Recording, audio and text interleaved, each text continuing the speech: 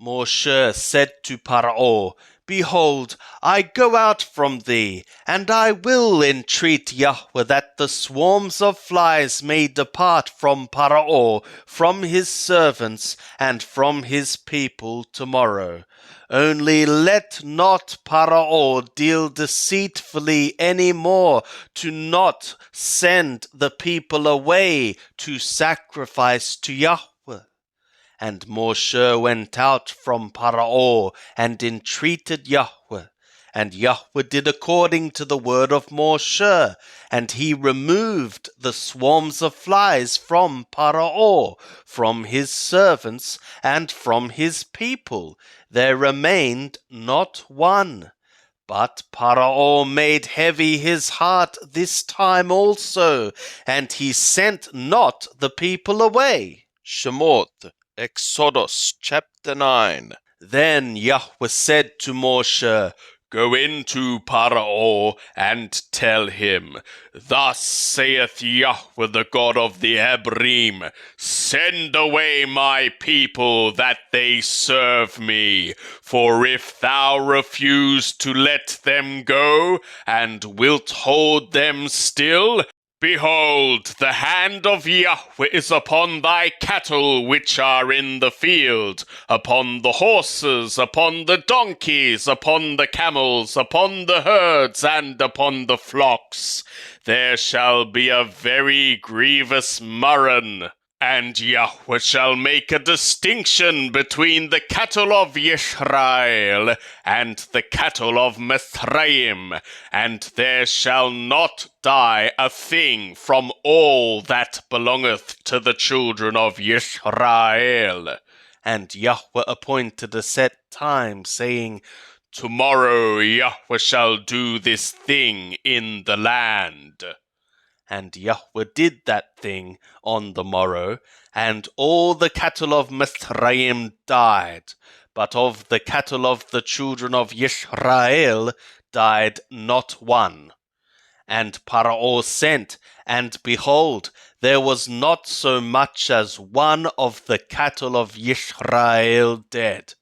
But the heart of Paro was heavy, and he sent not the people away. And Yahweh said to Moshe and to Aaron, Take to you handfuls of ashes of the furnace, and let Moshe sprinkle it toward skies in the sight of Paro, and it shall become small dust over all the land of Mithraim, and shall be a boil breaking forth with blains upon man and upon beast throughout all the land of Mithraim. And they took ashes of the furnace and stood before Paro, and Moshe sprinkled it up toward skies, and it became a boil breaking forth with blains upon man and upon beast. And the magicians could not stand before Moshe because of the boils, for the boils were upon the magicians and upon all Mithraim. But Yahweh made strong the heart of Paro, and he hearkened not to them, as Yahweh had spoken to Moshe.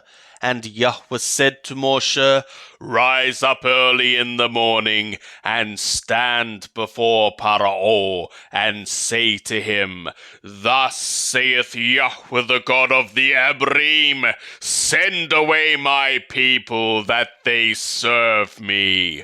For I will this time send all my plagues upon thy heart, and upon thy servants, and upon thy people, that thou mayest know that there is none like me in all the earth.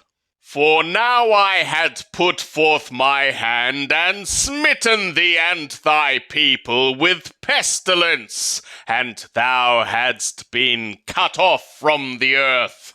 But in very deed for this cause have I made thee to stand, to show thee my power, and that my name may be declared throughout all the earth. As yet exaltest thou thyself against my people to not send them away? Behold, tomorrow about this time I will cause it to rain a very grievous hail, such as hath not been in Mizraim since the day it was founded, even until now. Now therefore, hasten in thy cattle and all that thou hast in the field, for every man and beast that shall be found in the field, and shall not be brought home, the hail shall come down upon them, and they shall die. He that feared the word of Yahweh among the servants of Paro made his servants and his cattle flee into the houses. And he that didn't set his heart to the word of Yahweh left his servants and his cattle in the field. And Yahweh said to Moshe, Stretch forth thy hand over the skies, that there may be hail in all the land of Mizraim, upon man and upon beast, and upon every green plant of the field, throughout the land of Mizraim. And Moshe stretched forth his rod over the skies, and Yahweh sent thunder and hail, and fire ran down to the earth, and Yahweh rained hail upon the land of Mizraim. So there was hail, and fire mingled with the hail, very grievous, such as had not been in all the land of Mizraim since it became a nation. And the hail smote throughout all the land of Mizraim all that was in the field, both man and beast. And the hail smote every green plant of the field, and broke every tree of the field. Only in the land of Goshen, where the children of Israel were, was there no hail. And Paro sent and called for Moshe and Aaron, and said to them, I have sinned this time. Yahweh is righteous, and I and my people are wicked. Entreat Yahweh, for there hath been enough of these mighty thunderings and hail, and I will send you away, and ye shall stay no longer. And Moshe said to him, As soon as I am gone out of the city, I will spread abroad my hands to Yahweh. The thunders shall cease, neither shall there be any more hail, that thou mayest know that the earth is Yahweh's.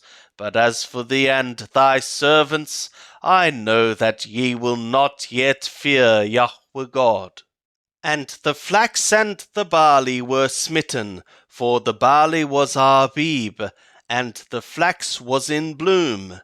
But the wheat and the spelt were not smitten, for they are latent crops.